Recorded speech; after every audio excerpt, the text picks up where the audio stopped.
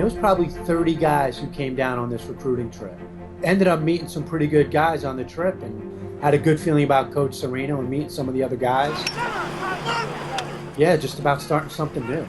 The first 2 years of the program, we had absolutely nothing.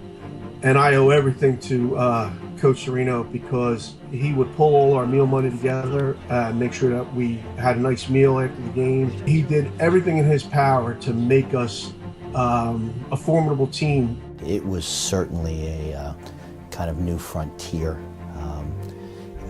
We were a bunch of young guys who weren't really sure what we were doing. A young group of friends and staff working together, a president who allowed us to work hard. The game was growing nationally. We didn't realize we were caught in this perfect storm of growth all at the same time. And by the time I was a junior, hey, I'm 20. You know, we started getting some national recognition and really started to make a name for ourselves. You know, we didn't have much back in those days, and so we were together. You know, and there was this group of guys who met through lacrosse and bonded through playing on the field. You know, had to prove ourselves a little bit, not only on the field, but also as a group of individuals and a team. We were definitely being tested.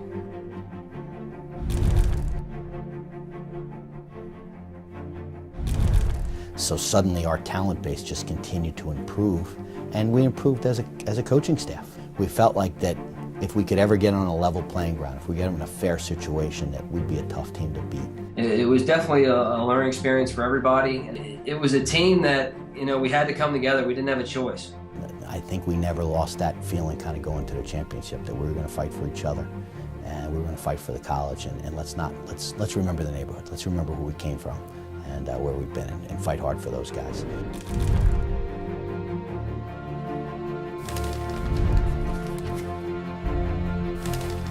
Behind the back to Matt Collins and Limestone. They win their first Division II national title. They win 10-9. Probably one of the special moments in winning a national championship was not the fact that we got a trophy or played great that day. Those things were rewarding.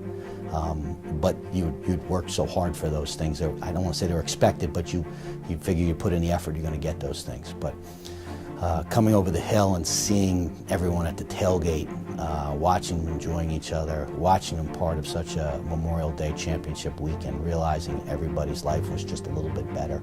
They walked a little bit taller that day. That's a memory that's going to stick with me. It was just a great experience, really, being a part of the national championship team. I was a redshirt freshman. You know, just a memory that'll last forever. It was definitely a learning experience for everybody, and then T.W. Johnson came in and really, you know, was able to get 60 guys to buy into his system right away. As soon as he stepped on the campus, you know, you talk about attention to detail, and T.W. Johnson always focused on just doing the little things right. And we followed that game plan right on into 2002, and we were able to win another national championship. The thing that stands out to me the most about that 2002 team was the leadership from our captains, Nick Carlson, Matt Malloy, and Jeff Viskovich. You know, it's easy to follow. When your best players are also your captains, they're easy guys. They're easy guys to follow. The team motto that year for the 02 team was, "It doesn't matter who scores as long as Limestone scores." I didn't understand the relationships we'd develop. I didn't understand the importance of those relationships. I'm honored and blessed after all these years that that's what's left. The wins and losses all kind of roll into each other. That's not what brings us together. It's that feeling of togetherness, that feeling of the bond and building something, and I think that's where the passion is.